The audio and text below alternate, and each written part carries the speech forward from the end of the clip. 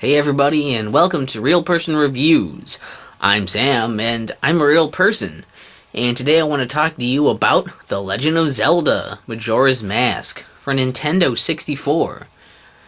And, you'll notice it's Thanksgiving today, right? If I upload this on schedule like I'm supposed to. It is Thanksgiving of this month, and this particular year that I'm posting this. So, I thought it was kind of nice to be able just to post a video and a review that's about a game that I'm very thankful for, and just, I'm very thankful for video games in general because of the things they make me think about, the things they make me feel, how they've helped, helped me through things in life, and how they've helped kind of shape me as a person. So I'm very, very thankful that video games are such an important part of my life, and I thought that would be something I should bring up in case you guys couldn't tell from all the video game stuff I talk about. It's probably more than just a hobby at this point, I suppose. And it's also a very dear friend's birthday today, and so that's also another reason I'm doing this. It's nice because this was a request to do the review of this game today. So Michelle, if you're watching, I am very thankful for you also. That is why I'm doing this today, and that's why I decided to complete this game, and I tried really hard to do it 100%, even though it was really hard to do that. I did it, so this is just a real special episode all around. And I guess if you guys are still willing to watch after hearing all this serious sappy stuff, just know that there's going to probably be a bunch of spoilery stuff in here, because it's hard for me to talk about this game without spoiling stuff here and there, stuff that you might see as major in this game. So, just be aware that if you haven't played it yet, right up front I'm going to tell you, just if you've played other Zelda games before and you're decent at Zelda games, and you've been thinking maybe I should play Majora's Mask, go ahead and do it. It's worth it. And if you're still here, you want to hear about it more, or you don't mind maybe having a few things spoiled, or just want to hear what I think about the game, well then, keep sticking around, because we're about to do that right now.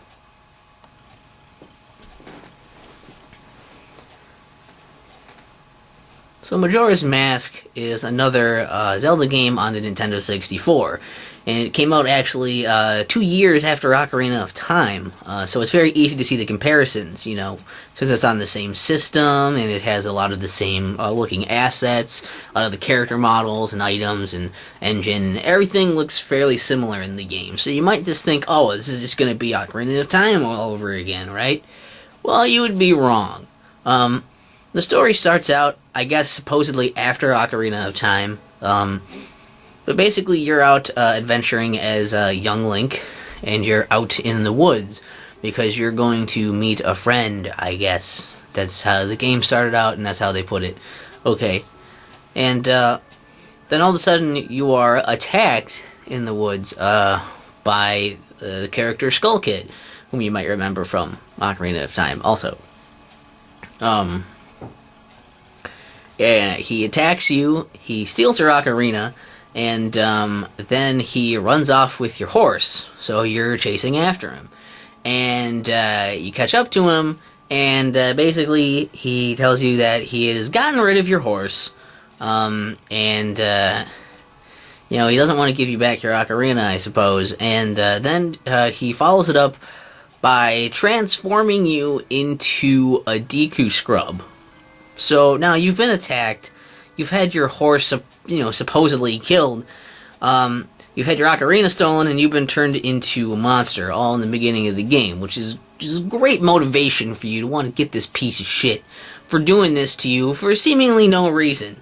And then it's up to you to try and use your Deku Scrub form to try and overcome these odds, and using these different abilities that you have as the Deku Scrub, and try to figure out what you're supposed to do and how to fix yourself. And eventually you'll figure out how to fix yourself by going through a weirdly long series of tasks, where basically it's something like you turn into the Deku Scrub, you go through this scripted sequence of things, Then the Happy Mask Salesman shows up inside of this clock tower and says that he'll help you if you help him. He wants to get his very important mask back, and you want to, of course, be human again. So you go out to try and do that. You go out into this place called Clock Town, and this is the main hub of the game. You can't really leave Clock Town. Because, well, there's guards all over at the sides, and they don't want you to leave as a little kid, a little Deku scrub kid. They don't think that you're prepared to fight the evils that are outside of the walls, so they won't let you pass. So you are just kind of stuck in the confines of the town. So basically how it works is you're supposed to get out of there and then go find this great fairy who is up at the certain part of town. You go to the great fairy and find out she's been split into a bunch of other little fairies. You're supposed to find one of the stray fairies that's part of this overall great fairy and bring it back to the fountain. So you go out and look for that fairy, which can be on any number of screens depending on what day and what time of day it is. Then you can take that stray fairy, bring it to the great fairy's fountain. You get the ability to shoot these bubbles, which are kind of hard. You have to charge them up. They use magic, and they're not very accurate. But you use that ability to pop this balloon that one of these kids is shooting at out just outside in the yard area there, just outside of the Great Fairy's fountain. You pop the balloon, and then you talk to the kid, and he's impressed that you can do that. So then he invites you to join their gang called the Bombers. But in order to do that, you first have to play their little game where you have to catch all of them. You have to find all of them. There's 5 of them spread out throughout town. You have to find and catch all of them, which is easier said than done. That will probably take you a bit of time to do. Do all of that, and then they'll give you this code. And you'll probably want to write this code down. They'll give you the sequence of numbers. Then you have to write down that code or whatever and bring it over to this other kid that's blocking an alleyway. You tell that code to that kid, and then he'll let you go into the alleyway, which lets you go into the observatory. And in the observatory, there's this big telescope. You're supposed to look through the telescope and then move the telescope over to the top of the clock tower and then zoom in, and then you'll see, because Skull Kid's just standing up there and you can kind of see him, and you zoom in on him, and then it triggers a little cutscene where then it'll show Skull Kid looking at the moon. It'll show the moon, and then a thing will come falling down out of the moon. It looks like a fucking meteorite. It'll land on the ground. You go outside, you grab the thing that fell down, you find out it's a moon's tear. You take this moon's tear back into the center of town, and you then talk to this business scrub that will show up when you get near his little flower patch or whatever the fuck. And then you give him the moon's tear. He'll then give you the deed to that little flower patch thing. You can go inside of the flower and shoot up as the Deku scrub. And it lets you kind of float to these other platforms. And you have to float up to the ledge of the clock tower. And then wait for the midnight of the final day of the 3-day cycle. And after you do all of that, you then, the clock tower opens up, you can fight Skull Kid, you shoot a little bubble at him, he drops the Ocarina of Time, you grab the Ocarina, then it triggers this cutscene that teaches you how to play the Song of Time, you then play the Song of Time, and it resets you back to the first day, as well as saving your progress.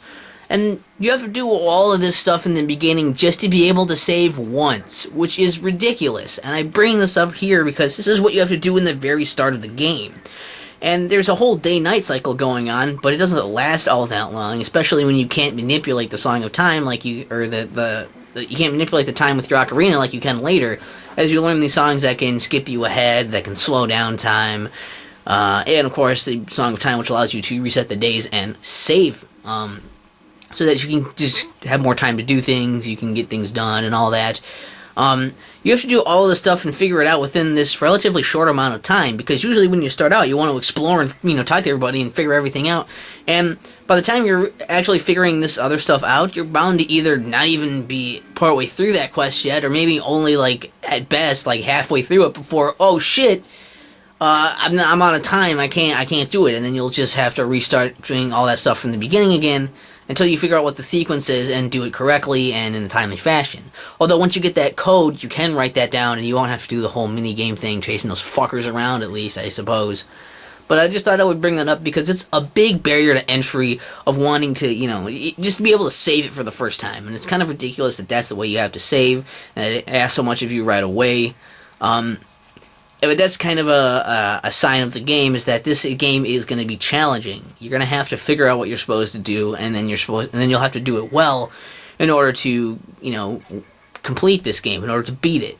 That's something you'll have to get used to. And so I guess it's a good teaching tool, but of course, first for starting the game out, it's very rough. And that's why I say you should probably play some other Zelda games before you start this one, because it's very challenging. It is very, very challenging.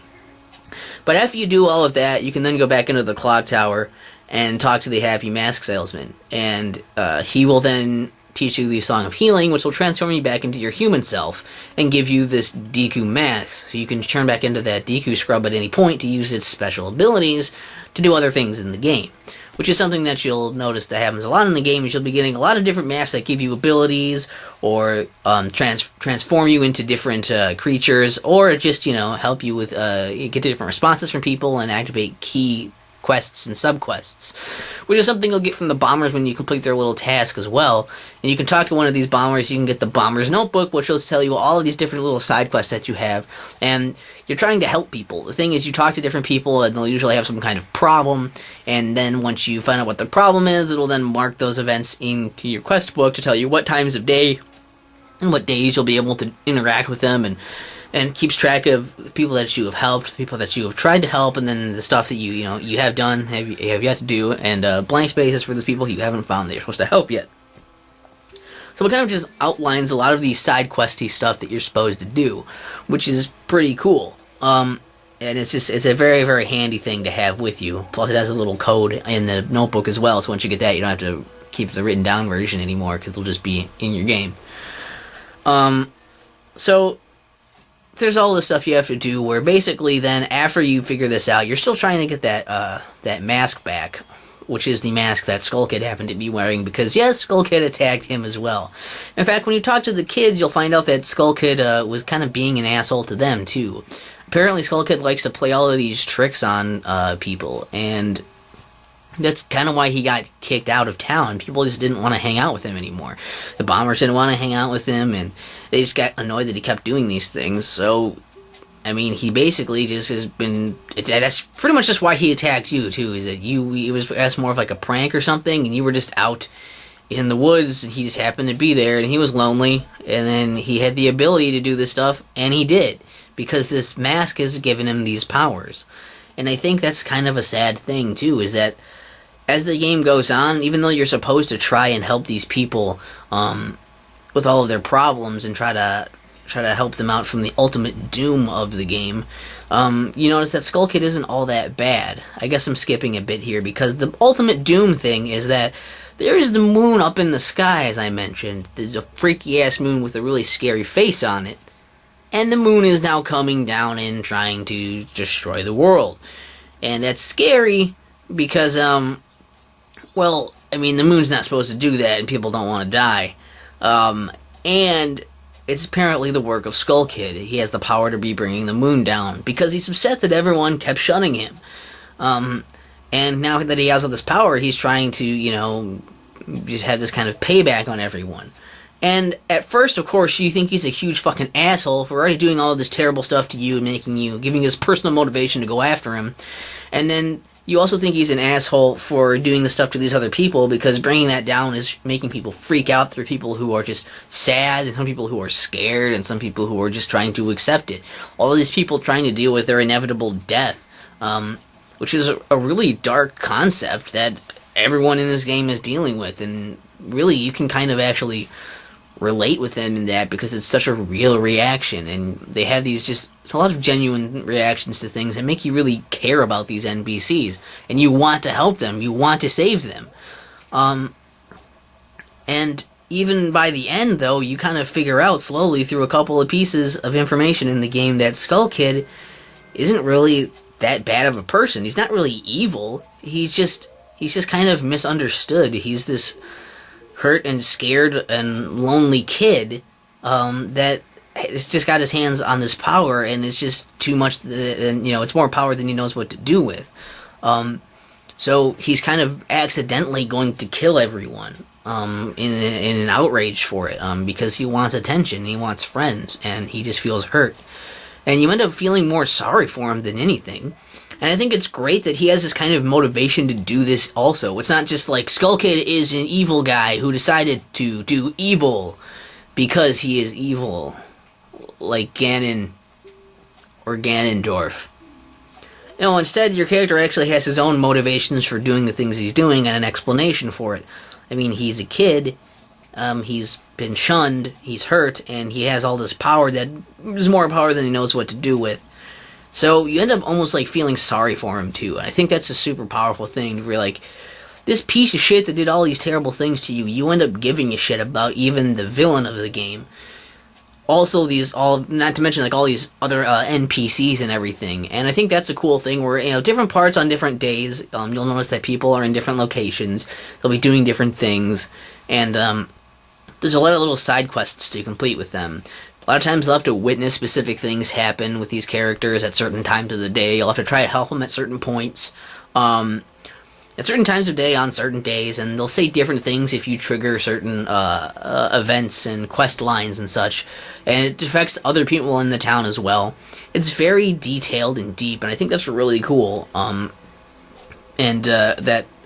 these people are people are complex. They're not just like I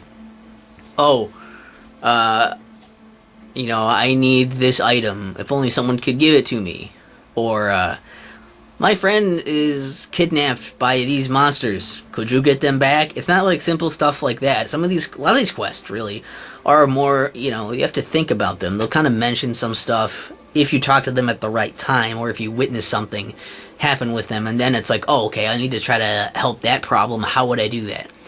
So like, what item do I need? What mask should I wear? What person should I be talking to in order to try and work around this quest line in order to help this person? And you can kind of pick and choose who you want to, help out here and there, because you have them all listed in this quest book. Some of them are required, and some of them are just optional. But you don't know which ones are more important than the others, so because of that, they all kind of seem like they're of the same importance, and it feels like it's really up to you to decide who you want to help and when. And that's a really interesting thing, and like, even though some people, you really can't help until later also, but it's interesting how you get so much choice in this as well. Which is another really, really good thing about Majora's Mask, is that you don't just feel like this whole, it's just destiny is being thrust upon you. It's not just a legend, it's not fate that you have to do these things. It really feels like these are things that you're deciding to do, and you can very well just fuck up and die. And it's really cool that it gives you that edge of like, okay, like, I'm doing this stuff because I want to do it. There's reasons for me to do it. I give a shit about these characters. I'm not just following this legendary script that says I'm supposed to do this. Even though there are a couple points that kind of try to play it off like it's a legend, the game never feels like it's supposed to be set in stone, because you can do things in a bunch of different ways. And you have to keep going back in time and helping people and doing this and doing that. And it has a weird time travel thing of like, sometimes it's like, oh, well, I didn't do this in this cycle of days, but I guess it still kind of counts because I have this certain stuff. I don't know. It's a little weird with the whole time travel thing. It's hard to do time travel flawlessly, because time travel is just a weird thing like that, a weird concept to work with. But it's pretty cool. The way it works is really nice, and that you have to keep doing stuff over. But of course, you're probably wondering, okay, there's all these masks and stuff, and helping people in these side quests, and what about this other more standard Zelda stuff? Is that in there? And it is. It's a lot of the same kind of gameplay as in Ocarina of Time, I think. A lot of this stuff comes through. It's just a little, better. There are better graphics in this game with a lot more textures and attention to detail. There's some tightened controls where it just feels a little better to be doing stuff in this game, and there are a fair share of things like outside of the quests, the side quest stuff. There are a fair share of puzzles, of combat challenges, and a lot of mini games thrown out there. And there are actually only 4 dungeons in the game, which doesn't sound like much, but each dungeon, you'll have to get through the entire dungeon and beat the boss within that cycle of 3 days. So if you start going through a dungeon and you get stuck for too long and you run out of time, you might want to just, you're going to have to restart. And you might think, oh, that's really fucking annoying. And yeah, it can be. It definitely can be. Especially when you've made a lot of really good progress in a dungeon and you don't want to do it again. It can be frustrating as shit. But, once you learn the dungeon, you learn how to do it more efficiently, you learn the way you're supposed to go, and it just makes you become a better player. it helps you kind of practice, and it's, yes, it's challenging, but then once you finally beat the dungeon, oh man, is it rewarding. It feels so good to do it. Plus some of the boss fights are actually pretty cool in this game, so I think that's a really fun thing. Or it doesn't feel like, everyone can just be beaten by, like, I got an item, and now I use this one item, and they die. You feel like they're a little more open, and you have more ways to tackle the enemies in a bit, so it's cool. And you're not just flat out told how to do everything in the game either. Because obviously, as I talked about in Ocarina of Time, Navi is really fucking annoying and doesn't really make sense for an adventure game where you're supposed to figure shit out. Well, you don't really get told all that stuff in this game either. In fact, most of the basics of the game, just regular combat and everything, are just sort of left out. You can sort of try to learn them if you want to in a few places, but for the most part, the game just kind of lets go and says, yeah, go do your thing, figure it out. And only a few times where I guess they thought it was probably going to be really confusing for you to just be running around forever, they decided, yeah, maybe we'll put a little thing here where it's like, hey, maybe you can do this or that. So, like, your companion isn't just, overbearing. In fact, your companion used to be a fairy that hung out with Skull Kid. And there's another fairy, which is that fairy's brother, that's still with Skull Kid the whole time. So really the whole thing is that they were kind of bullying you in the beginning, and Tatl, this fairy that's with you, gets left behind accidentally. And then she basically has to rely on you to help get back to Skull Kid, and then also to try and save and also stop Skull Kid, to try and save her brother. So it's an interesting dynamic of this character doesn't necessarily like you when you start and doesn't want to be with you, but kind of needs your help. And so there's also some kind of funny moments in the beginning where it's kind of like, you're like, I don't need to help you, but your character doesn't say anything, and you can tell that Tatl is just really confused and, like, is kind of uneasy about it. Like, it's like, I need your help, don't fuck me over, is basically the feeling you get. And I think it's a cool dynamic. Plus a lot of, like I said, a lot of the people won't just, they won't just flat out tell you what you're supposed to do to help them. You have to kind of figure it out and kind of work it out of them. And they're not constantly talking in differently colored text, which is kind of a thing that I think is really, really nice, because then the subtlety of what they're trying to say is there, and if you're not paying attention, you're going to miss what they're trying to tell you, because you don't know which words are more important than the others, what you're supposed to be looking for, like, what is necessarily the key word here, and what am I supposed to be getting out of this. You have to kind of line up what they're saying with what other people are saying, with what you know about the world and everything. It's a difference between something like, I noticed a crack in the wall by I noticed a crack in the wall by the castle. Wonder what that's about. And I noticed a crack in the wall by the castle. Wonder what that's about. There's definitely a difference between those things. Like, okay, I get it, but they just kind of say it in passing, like normal, with all these weird, bolded, differently colored words. You're like, oh, maybe that's something, Like, and just kind of saying it, like, I'll go check it out. Maybe they mean something. Maybe it's nothing. Maybe I'm not even understanding what they're trying to tell me. And it's just a really, really cool feeling of going and figuring shit out.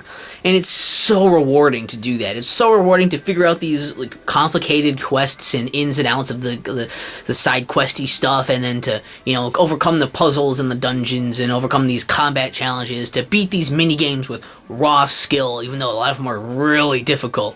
The game all comes together with making you give a shit about everyone, making you care, doing all of this crazy stuff, and it's an experience that's very challenging, it's very deep, it's very rewarding, and it's always cool, like, okay, I helped this person out, am I going to get, like, some kind of item, or am I going to get a cool mask? What is my mask going to be able to do this time? What is this new mask going to be able to, am I going to transform? Am I going to get some kind of cool ability from it? I don't know, it's just exciting. Maybe I'm going to get a piece of heart, that'll be helpful. And of course there's some other stuff here too that are kind of interesting, like the whole bank system where you can deposit rupees into this bank, because when you reset, you lose all of your quantities of items as well as all of your rupees that you have on you. So it actually helps with the whole economy thing of, like, you're not just sitting on, like, okay, I have full ammo for all of my things, I have all these arrows, all these Deku nuts, all this stuff, I don't need anything, I'm set for the rest of the game until certain places where you're going to actually need to use those things, and they're going to give you refills anyways, which they still kind of do, but you don't just start out with it. So doing a lot of these side quest stuff and secret stuff isn't really gonna be as easy if you're like, okay, I need to shoot an arrow at this thing, but I just reset and I don't have any arrows yet. So you either have to go and try to randomly find arrows from some enemy here, or I need to go back into town and actually buy the arrows. Well, I just reset, so I don't have any rupees yet either. So I'm going to have to go and into my bank and then grab out some, withdraw some rupees from that and then put it in there and like buy some stuff. You can stock up before you go out adventuring of these items that you think you might need. And I think it's a cool way to make it so that your rupees mean something. There's some value to that and to the, ammunition and stuff that you have. Makes it feel somewhat important. I think it's a good little way, a nice touch on doing that. Plus, there are a lot of chests you can open up throughout, the land from secrets and everything that you can find, and they'll have rupees in them, and those reset every time that you reset the days also, which means you can kind of just farm those chests to get more rupees and stuff if you want to.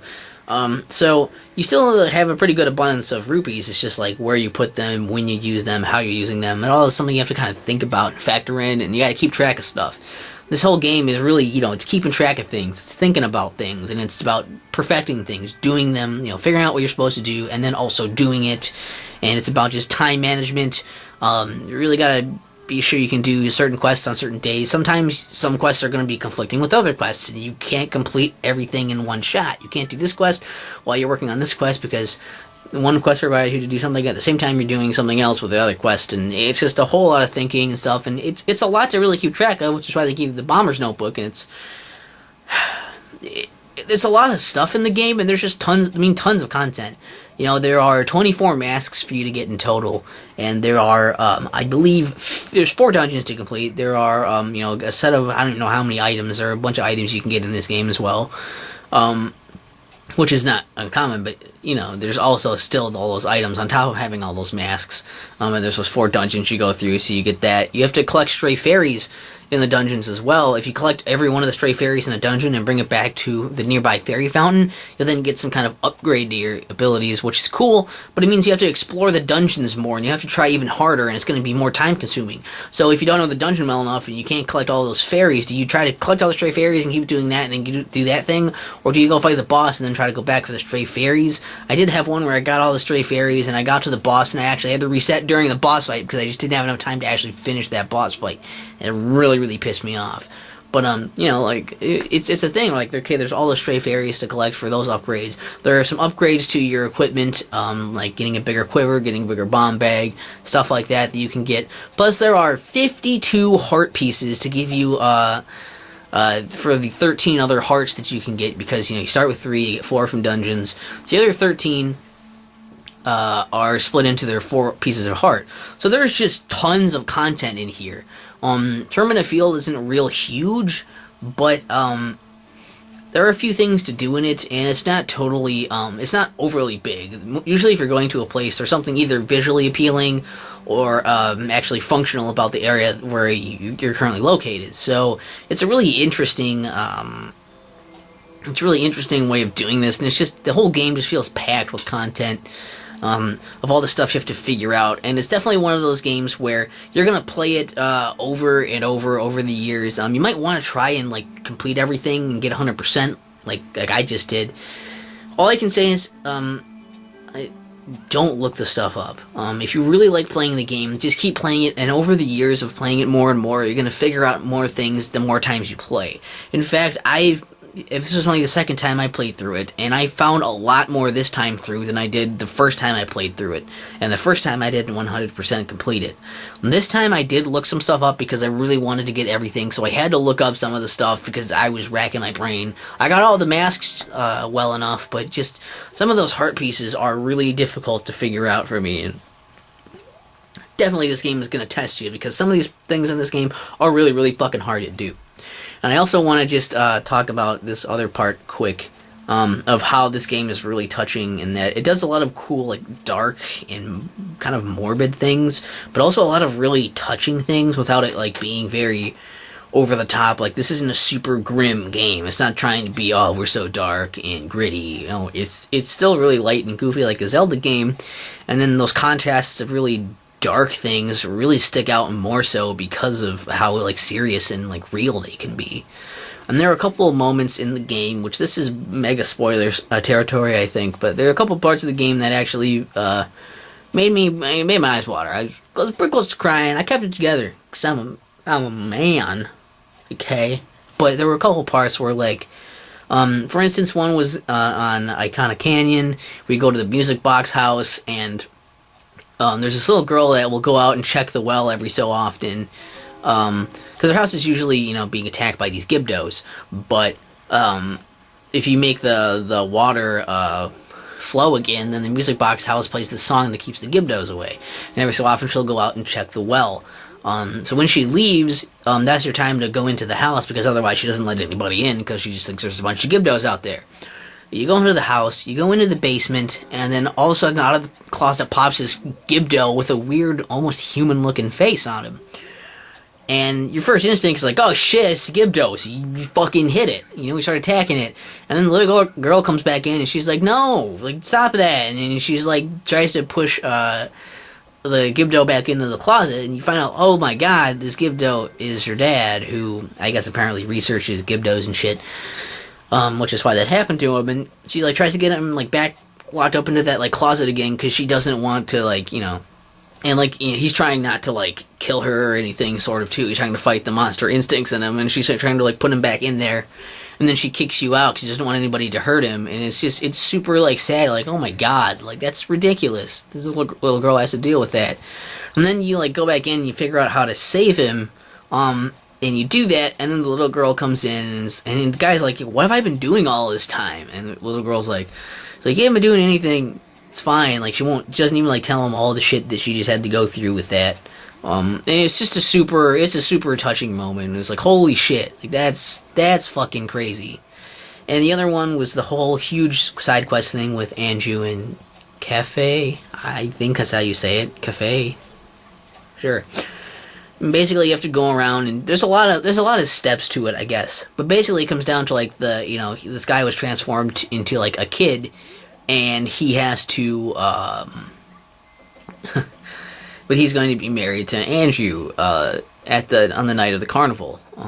And he's got to get this mask back. He has to go through this whole series of events to get this mask back for the wedding ceremony stuff. And you help him do it, and you try to help her stay so that they can be together. And then it happens in the last few minutes of the final day, or I guess the final night. And you sit there, and that's when things are really crazy. There's already this music that's really hopeless music playing in the background as everything keeps shaking constantly as the moon is just about to, hit the land and destroy everything. And, Cafe comes running up into the room at the inn, and they embrace each other, and exchange masks, and they make this other mask that they give you for witnessing it. And they're just because they're just we're gonna be here, we're gonna spend the last moments together, they don't care if they die, and it's super sad, and also really, really touching. And I think that's kind of the point of this game, is that it's a game where you start off and everything seems really horrible. Everything seems it's gonna everyone's gonna die and there's nothing you can do, and it seems hopeless.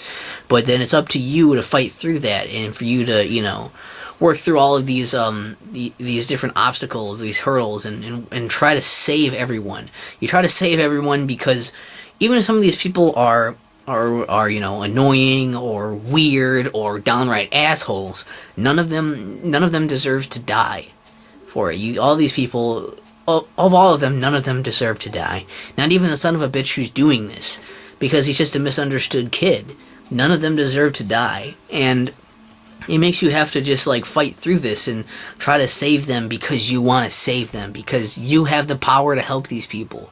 And it's about coming out of this hopelessness and just bringing hope and saving everyone, and it's beautiful. I love it, and I think I played it at a very I was probably in a bad place in my mind when I played it, so it touched me extra hard to do that.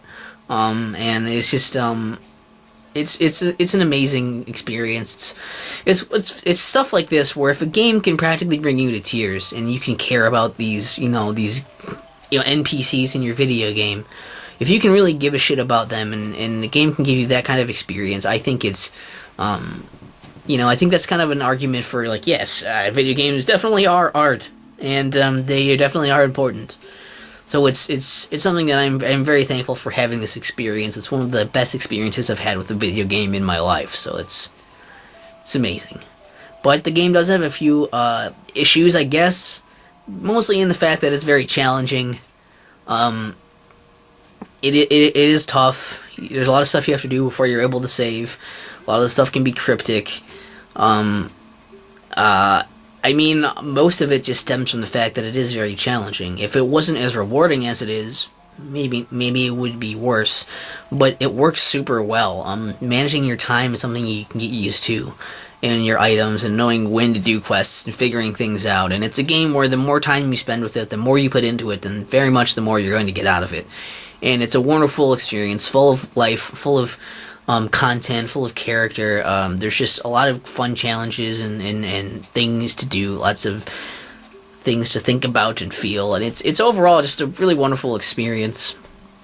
And I think because of all the things this game does right, it's really hard to really bother with, the few things that might be a little annoying to it. The biggest problem, I think, in general with the game is probably the fact that you need an expansion pack to play it, which kind of sucks, because, I mean, it's an amazing game. It's worth getting an expansion pack for, definitely. But the expansion pack is kind of a piece of shit accessory, just because, you can only play 3 or 4 games that really need you to use the expansion pack. And that's more of a fault of the expansion pack than it is, the game. Because it was going to be a disc drive game until that thing flopped, so, whatever. You can always get the 3D remake. It looks like it's probably pretty similar. Just a few things might be different, I guess.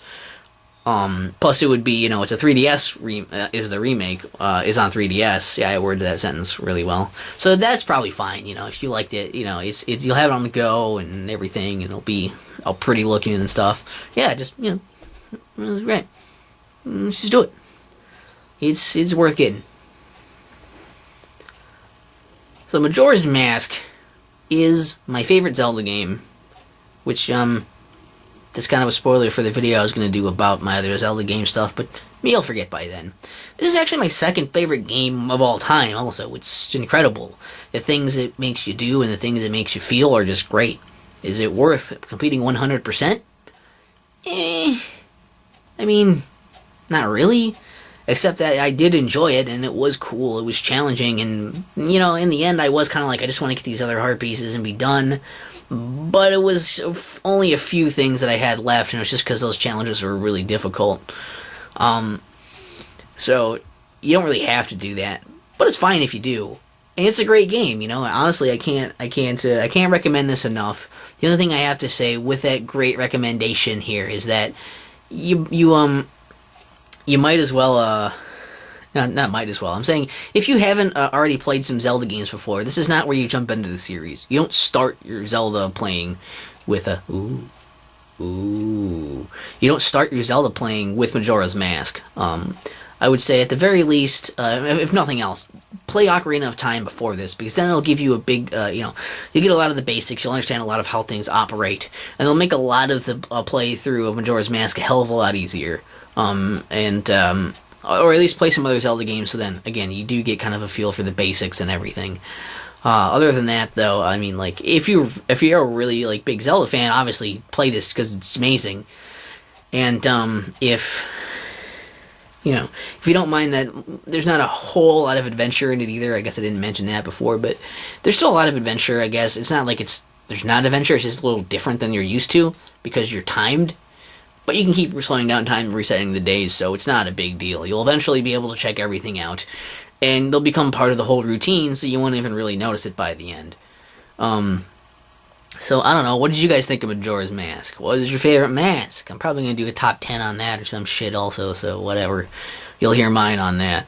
I love this game, and also tell me if the 3DS version is worth getting if I already have this, because I always think about that and the Ocarina of Time ones, and I'm like, I don't know if this one would be worth it, because I already have this, but just, let me think about it, just, and this $40 price I got it, it's pretty reasonable for this. It's a great game. So, if you have Nintendo 64, if you're a big Zelda fan, you've played some Zelda games before, then definitely check this out, because I think this has some amazing things to offer you, just all around, and, I don't have much else to say, so I hope this video came out okay. It was a little on the long side. I'm looking at the timer now. I was yammering about it for longer than I thought I would.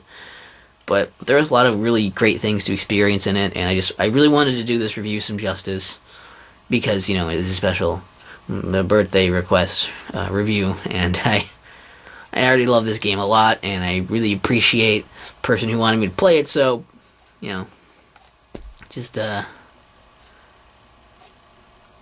hope you liked it, Michelle.